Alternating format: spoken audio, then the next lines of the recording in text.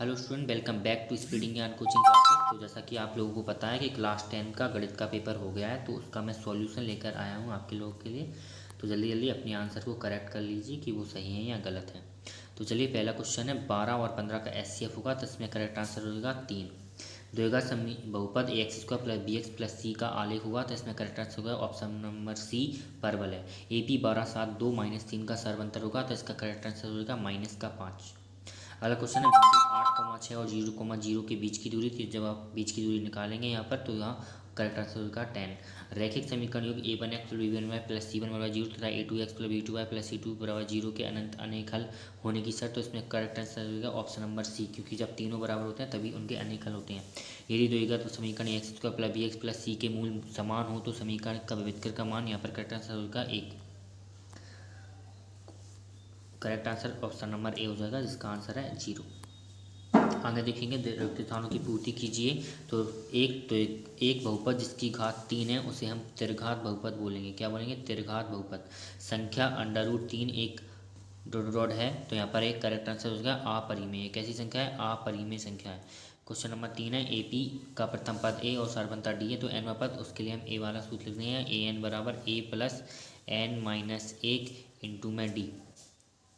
आगे देखेंगे, सभी वर्ग डॉट डॉट होते हैं, तो सभी वर्ग समरूप होते हैं, ना कि सर्वांग सम। हालांकि सर्वांग सम जब होंगे जब उनकी सारी भुजाएं और कोण बराबर हों।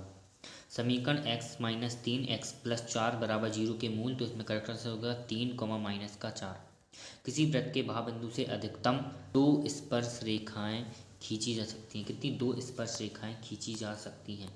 क्वेश्चन नंबर 3 है सत्य या असत्य। रैखिक बहुपद ए एक्स प्लस बी का शून्यक माइनस का बी बटा ए है, तो ये बात बिल्कुल सत्य हो जाएगी। कैसे? ए एक्स प्लस बी बराबर जब हम 0 रखेंगे, तो यहाँ पर एक्स की वैल्यू क्या है, यहाँ पर ए एक्स, यहाँ पर प्लस का भी है तो बास उस साइड जाएगा, तो यहाँ पर माइनस का भी हो जाएगा। और जब हम एक्स की वैल्यू निकालेंगे, तो यहाँ ए जो है वो मल्टीप्लिकेशन में है, तो यहाँ पर ए डिवाइडेशन में मतलब भाग में चला जाएगा, तो हो जाएगा माइनस का बी बटे ए। इस प्रकार ये करेक्ट हो जाएगा।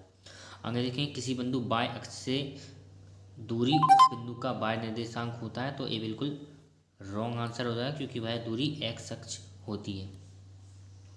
यदि ए बी सी समांतर श्रेणी है, तब बी बराबर ए प्लस सी बटे 2 होगा, तो ये बिल्कुल करेक्ट हो जाएगा, क्योंकि वही जो माध्य होता है वही उसका समांतर श्रेणी का सारवंतर होता है। यदि मीनार की ऊंचाई उसके छाया की लंबाई समान है, यदि मीनार की ऊंचाई और उसकी जो छाया की लंबाई समान है, तो यहाँ पर जो कोण है वो 45 डिग्री और 45 डिग्री के बनते हैं, बराबर होते हैं।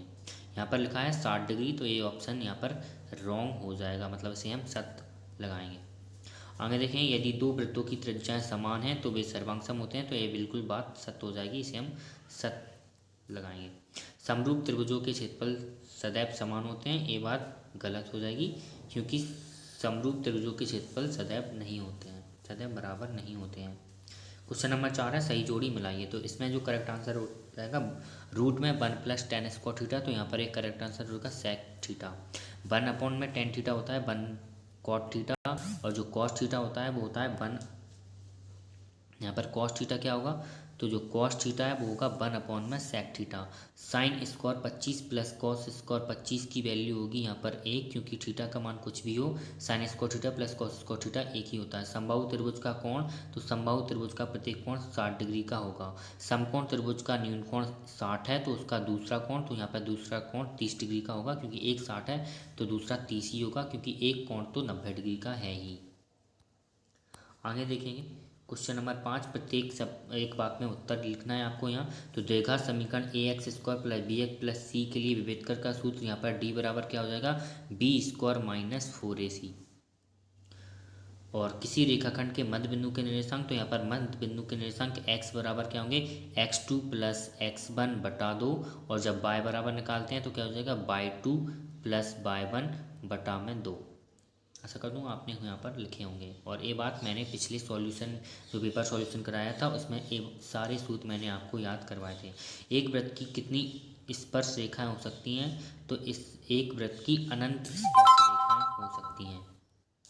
बिंदु 2,3 की एक्स अक्ष से दूरी पूछा है यहाँ, तो एक्स अक्ष से जो दूरी होती है वो बाय का मान ही होता है, तो यहाँ पर x बराबर 2 है और बाय बराबर यहाँ पर 3 है, तो करेक्ट आंसर 3 हो जाएगा, क्योंकि जो एक्स अक्ष से दूरी उसका वाई निर्देशांक ही होता है। दृष्टि रेखा की परिभाषा, तो यहाँ पर दृष्टि रेखा की परिभाषा में आप लिख सकते हैं कि जो प्रेक्षक द्वारा वस्तु को देखने वाली जो सीधी रेखा है उसे हम दृष्टि रेखा बोलेंगे। मतलब जो देखने वाला है वो जिस दृष्टि से, जिस रेखा से वस्तु को देखता है उसे हम दृष्टि रेखा बोलते हैं। वृत्त के स्पर्श बिंदु की परिभाषा, तो वृत्त, जैसे कि ये वृत्त है और यहाँ पर जो रेखा इसे स्पर्श करती हुई आती है उस बिंदु को स्पर्श बिंदु बोलते हैं। ऐसा करता हूँ, आपने बात लिखी होगी। तो यहाँ पर बहुत ही सिंपल क्वेश्चंस आए हैं 12, 15, 21, जो कि नॉर्मली क्वेश्चन होता है उसे आप करेंगे। क्वेश्चन नंबर 7 है अनुपातो A1/A2। तो ये बहुत ही सिंपल क्वेश्चन है, इसमें आपको युग्म संगत या असंगत बताना होता है। आगे देखिए संख्याओं का योग 16 और अंतर 10 है। तो ये क्वेश्चन यहाँ पर इन्होंने नया बना कर दिया है, तो आप इसे नोट करेंगे और आगे वाले जो एनुअल एग्ज़ाम की तैयारी में इसे आप यूज़ करेंगे। यहाँ पर आपको जांच करनी है कि यह AP है या नहीं, तो इसमें आपको सार्वंतर बताना होता है कि सार्वंतर समान आ रहा है या नहीं। इसे भी आप कर सकते हैं 3 8 13 या कौन सा पद 78। तो यहाँ पर AN की वैल्यू आप 78 रखकर और AN बराबर फॉर्मूला लगाकर यहाँ पर इसे निकाल सकते हैं। आगे देखेंगे यहाँ पर दी गई आकृति DE समांतर है BC के। तो इसे आप बहुत ही सिंपल वे में कर सकते हैं। आपको जैसा कि यह लिखा हुआ है उसी प्रकार से आपको लिख देना है 1/5/3 और यहाँ पर 1/में EC की वैल्यू यहाँ पर ज्ञात करनी है। तो यहाँ पर आ जाएगी EC और यहाँ पर तिर्यक गुणा करेंगे जब आप, तो यहाँ पर क्या आ जाएगा, जो 1.5 है वो EC के गुणा में चला जाएगा। या फिर हम ये भी कर सकते हैं कि 1.5 EC बराबर 3 और यहाँ पर जब हम EC की वैल्यू निकालेंगे तो क्या आ जाएगा 3/1.5। तो जब हम दशमलव हटा देते हैं ऊपर 0 आता है तो 15 दूनी 30, तो EC की वैल्यू यहाँ पर 2 आ जाएगी। बहुत ही सिंपल वे से आप इसे कर सकते थे। यहाँ पर थैल्स प्रमेय का आधारभूत प्रमेय लिखा है, तो आपको अगर याद हो तो इसे आप भी लिख सकते हैं।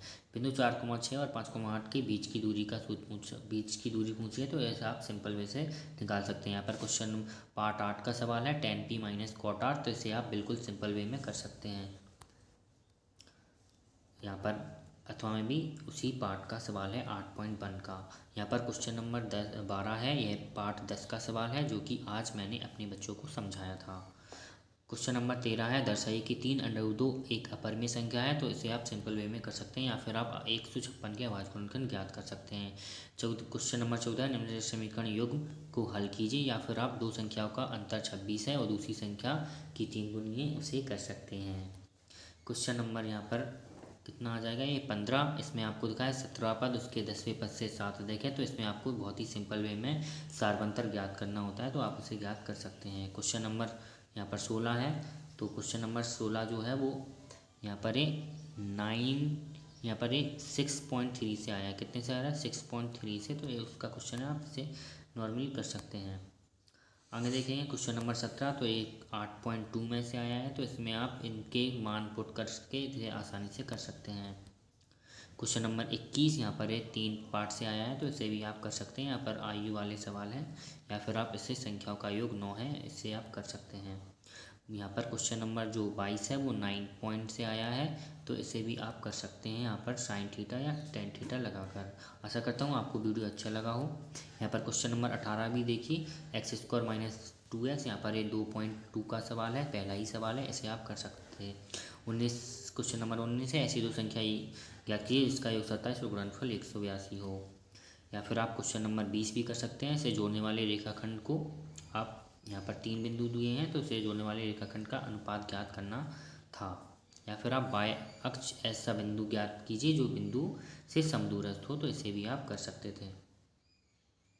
तो आशा करता हूँ आपको वीडियो अच्छा लगा हो, तो प्लीज़ इसे लाइक शेयर सब्सक्राइब कीजिए।